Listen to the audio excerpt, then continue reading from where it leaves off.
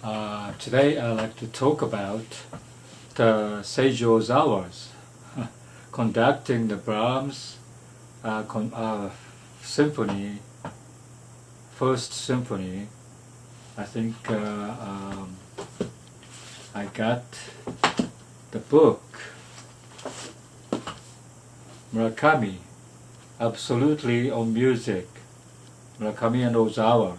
And this is the conversation between Murakami and Ozawa, Seiji Ozawa's Haruki Murakami. And this book, a beautiful book, design, the cover designs, I love this. You know, there's two birds. I think I tried to find out what this bird's meaning. And this supposed to be Ozawa's word, and this is Murakami's word, and you know, like a.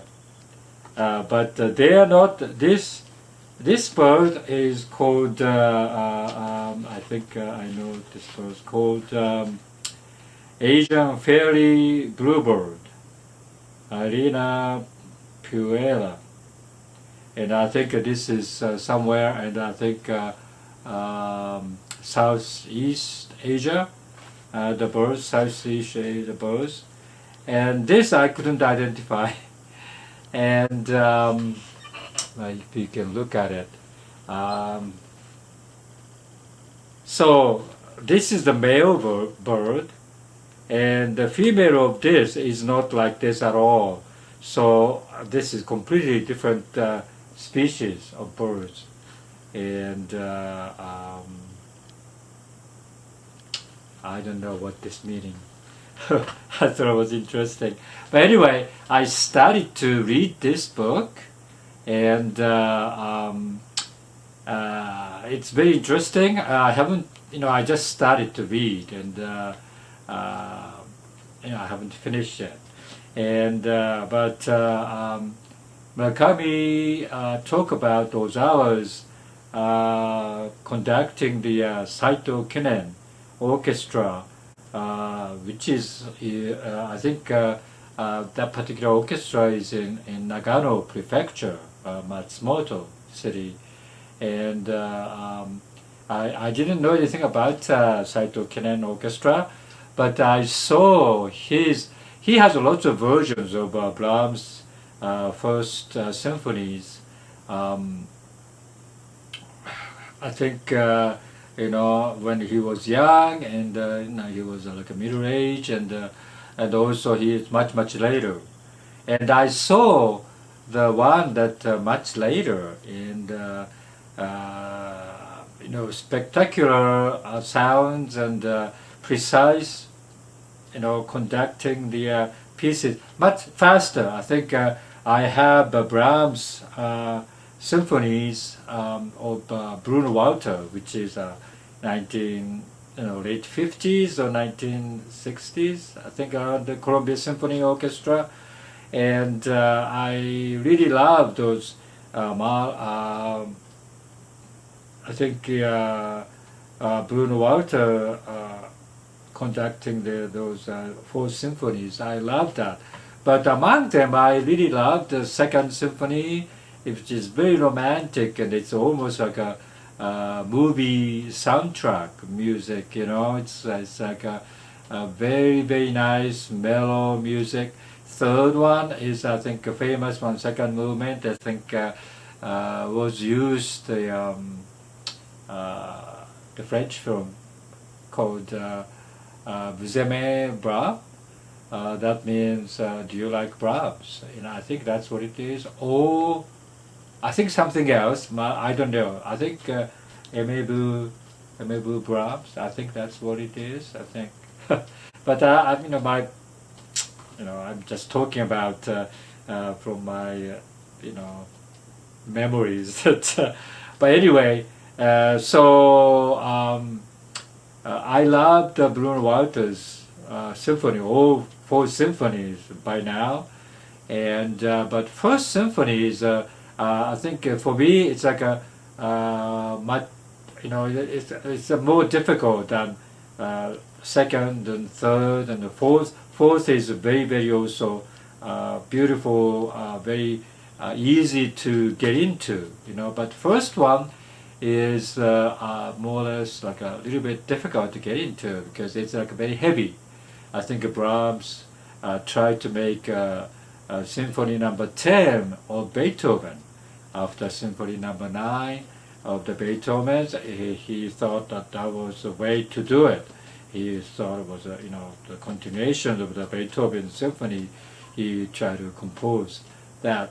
I think because of that, I think it's very heavy-handed and a very, very, I think, ambitious composition, I think. But when I saw a couple of days ago this Seiji Ozawa conducting Brahms' First Symphony, it was like a tremendously different from the one that I used to know.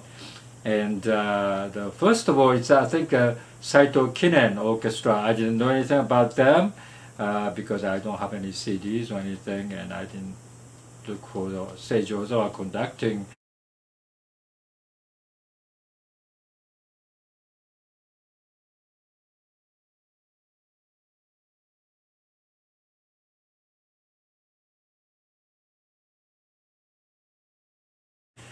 Saito Kinen until a couple of days ago, but I was very, very pleased to see that particular the version of the Ozawa conducting the Brahms Symphony Number 1.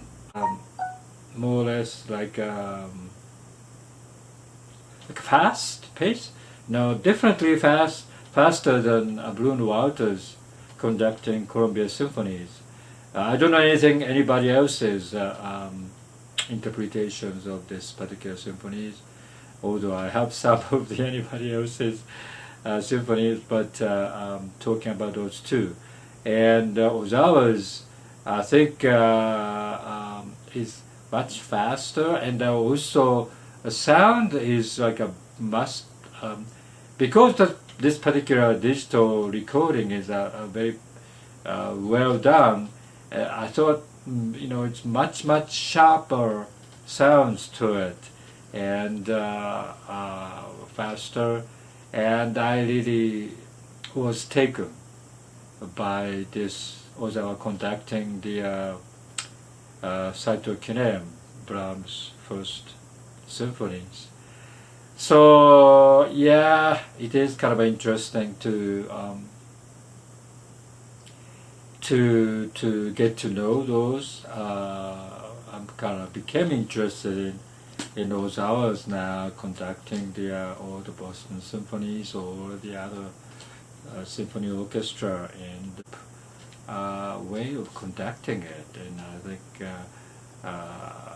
not much of a sentimentalities or anything much, I think. So I love that, and I continuously try to look for like a symphony number 2, number 3, number 4 by Ozawa's, and I kind of became interested. But going back to this book, yeah, I really love this. I think for me, like a mature listener, right? And I think Murakami is a very professional listener of the classical music. He loved jazz, American jazz, as well as classical music, and his knowledge is tremendously deep, and also he talked with Seiji Ozawa, like a world famous conductor, very, very, just like this. This is this is Murakami and this is Ozawa. All right. So they talk, and that was kind of interesting. But I think because I haven't finished this book yet, so I couldn't talk about the book much. So I just I'll let you know that I really enjoyed the Saito Kinen Orchestra. Saito Kinen Orchestra. I don't know why I didn't know that because I think 1960s. I don't think it wasn't that popular. It wasn't that famous. But evidently, because of the Ozawa, I think he conducted many Saito Kinen Orchestra.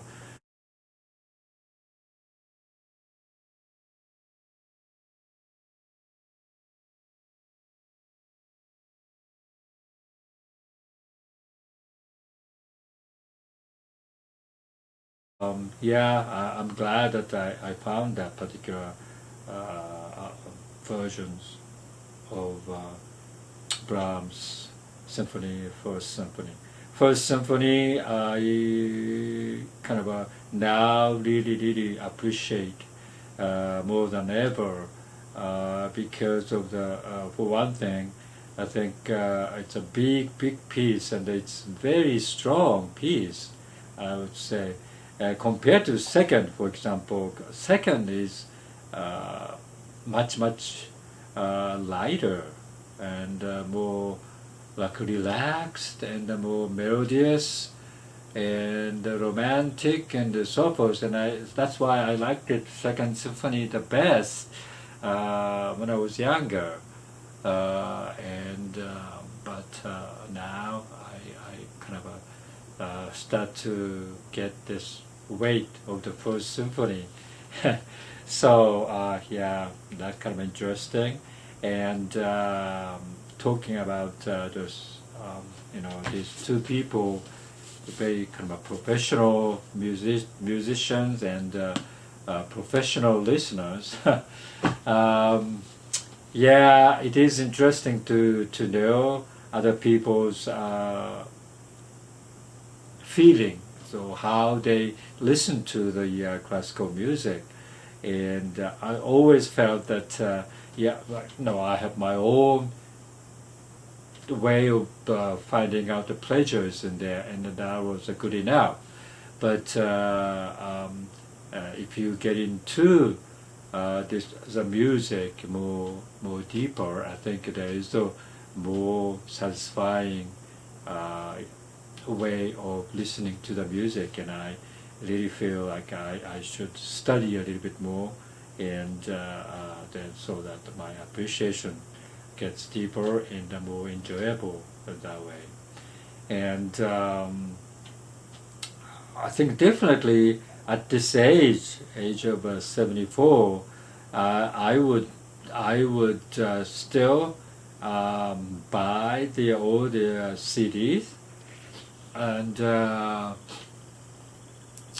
by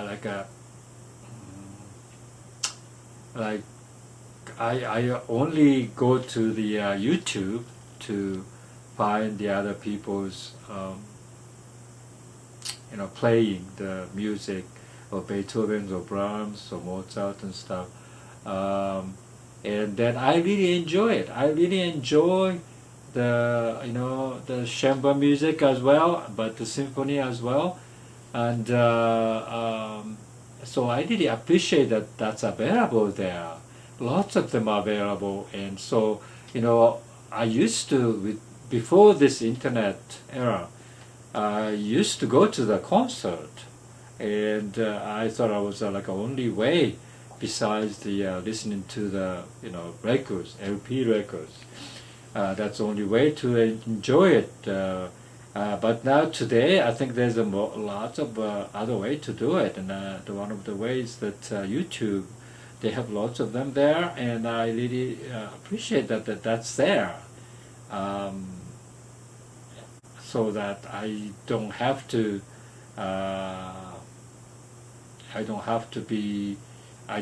feel left out because I don't go to the concert. And the concert would stop almost like entirely for past 3 years. So I am not the only one who didn't go to the concerts. But even though I think the coronavirus wasn't there, I think my going to concert, a live concert is, I think it's getting less and less when you get older. And I don't mind it because I could still buy CD, the different orchestra, the same music like a Brahms music, but different orchestra, different conductors work, and I still compare those two, and I really enjoy those. I know it sounds very different, and yeah, interpretations different. I really like that, and that's exactly the same way that people go to the concerts and the live, you know, playing and sitting there in the seats and listening to it. I think that the same type of enjoyment's there. Of course, the sound is not as good as the live one.